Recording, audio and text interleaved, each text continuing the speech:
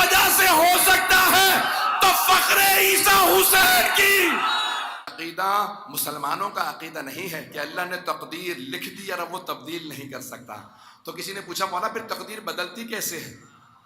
توجہ پوچھا مولا تقدیر بدلتی کیسی ہے؟ کہا اپنے ہونٹوں کو ہلاؤ اور اپنے حجت خدا کو مخاطب کر کے کام کہو. نہیں پہنچا سکا. شفتہ کہ امام نے کہا اپنے لبوں کو ہلاؤ، اپنے لبوں کو ہلاؤ اور مانگو. ایک آدمی نے امام کو خط لکھا، امام علی نقی علیہ السلام کو. بھائی سارے مجمع کی توجہ رہے. اب 10ویں امام سے کسی نے خط لکھا. ایک مومن کہا میں ملنے جا رہا ہوں امام سے. کہا تم امام سے ملنے جا رہے ہو؟ میرا خط لیتے جانا. امام کو میرا خط دے دینا. تو جیسے ہی امام نے خط کھولا تو اس میں لکھا تھا کہ میں مولا میں بہت پریشان ہوں، ذرا میرے لیے دعا کر دیجیے گا میری پریشانی دور ہو جائے. امام نے کہا اب جب واپس جانا نا تو اس سے کہنا ہم تمہیں بھولے ہوئے کب ہیں جو تم یاد دلا رہے ہو. کہا تم اپنے لبوں کو ہلاؤ، ہم تمہاری آواز بھی سن لیتے ہیں اور تمہارا کام بھی کر دیتے. توجہ، اگر کسی کا یہ عقیدہ نہ ہو، کیونکہ میں شیعہ قائد بیان کر رہا ہوں، بہت بڑا نام ہے آیت اللہ شیخ محمد تقی بہجت، نام سن رکھا ہوگا آپ نے آیت اللہ بہجت کا. تو ذرا یوٹیوب پہ جا کے سرچ کر لیجیے گا، وہاں پہ آپ کو مل جائے گا. ایک طالب علم نے کیمرہ آن کیا، ریکارڈ کر رہا. بہجت کو نہیں معلوم. کہا آغا ہم امام زمانہ سے آپ کے کہنے کی وجہ سے باتیں کرتے رہتے ہیں، کیا مولا ہماری باتیں سنتے ہیں؟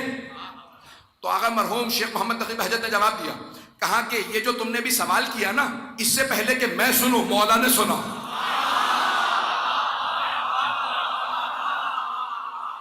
اس سے پہلے کہ میں سنوں مولا نے سنا. اور یہ جو میں جواب دے رہا ہوں نا، اس سے پہلے کہ تم سنو مولا میرا جواب سن رہے ہیں. کہ ہم کسی ایسے ویسے امام کے ماننے والے نہیں ہیں.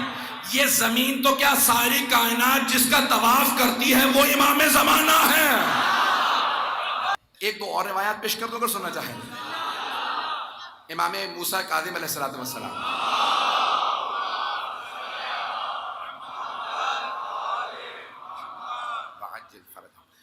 ساتویں امام سے دو بھائی ملنے کے لیے آئے. آنے کے بعد مولا کو سلام کیا. اچھا دیکھیں، ہر زمانے میں ہر طرح کے لوگ موجود ہوتے ہیں. جیسے آج کے زمانے میں بھی کوئی بہت ہی مضبوط ایمان کا شیعہ بھی ہوتا ہے، کوئی بیچارہ ضعیف الایمان بھی ہوتا ہے. آپ تو ایسے خاموش ہو گئے بس میں ہی جانتا ہوں. جیسے بھئی آپ سب جانتے ہیں حضرات کو ہاں ہوں کرتے رہے تاکہ مجھے پتا چلے کہ آپ لوگوں کو پتا ہے. ایسا ہے یا نہیں ہے؟ تو اب ہر زمانے میں نا ہر طرح کے لوگ ہوتے ہیں. تو وہ دو بھائی ملنے گئے تھے، شیعہ ماننے والے تھے امام کے. آئے امام کو آ کے سلام کیا. امام نے دونوں کو دیکھا، مسکرا کے ایک سے کہا کہ تو اس راستے میں مرنے والا تھا. یہ جو تم حج کے لیے چلے ہو، مجھ سے ملنے آئے ہو نا، تو دونوں میں سے ایک بھائی سے کہا تم اس راستے میں مرنے والے تھے، تمہاری موت لکھی ہوئی تھی، تمہاری قسمت میں موت لکھی ہوئی تھی. اس نے کہا آپ کو کیسے پتا؟ امام سے کہہ رہا بیچارہ. تو کہا آپ کو کیسے پتا؟ امام نے کہا کہ پہلے پوری بات سن لے پھر سوال کرنا. کہا جب تم چلے نا تو راستے میں تم دونوں اپنی پھپھی سے ملنے گئے تھے. اس نے کہا مولا گئے تو تھے، کسی کو بتایا نہیں، آپ کو کیسے پتا؟ امام نے کہا ابھی بھی پورا نہیں سنا، بیچ میں بولے چلا جا رہا، پتہ نہیں لوگ ہیں یا نہیں.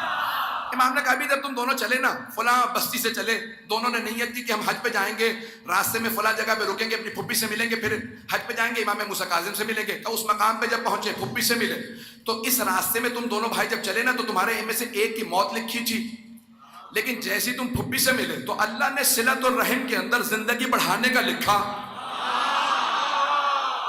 صلۃ الرحم یعنی اپنے خونی رشتہ داروں سے ملنا، اور قطع رحم یعنی خونی رشتہ داروں سے واسطہ توڑ لینا. کہ جو قطع تعلق کر لے اس کی زندگی کم ہو جاتی ہے، جو صلہ رحم کرے زندگی بڑھ جاتی ہے. تم دونوں پھپھی سے ملے، تمہاری زندگی بڑھ گئی. کہ مولا کتنی زندگی بڑھی ہے؟ کہ 5 سال. جس دن پھپھی سے ملا تھا اس دن سے لے کے 5 سال لگا لے. دوسرا بھائی کہتا ٹھیک 5 سال بعد میرا بھائی مر گیا.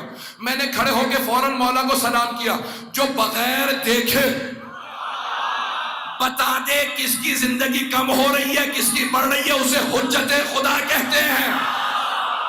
کہ میں توحید بیان کر رہا ہوں آج دوسرے دن، اور آپ اس محبت سے، عقیدت سے آپ حضرات مجھے جو داد دے رہے ہیں، میں اس کا مستحق نہیں ہوں. یہ آپ کی عقیدت ہے، جس طرح سے آپ سن رہے ہیں، جس حسن سماعت سے آپ نے مجھے نوازا، میں انتہائی ممنون ہوں. آپ تمام حضرات، اپنے برادران کا، بزرگوں کا، اپنے بچوں کا، سب کا ممنون ہوں.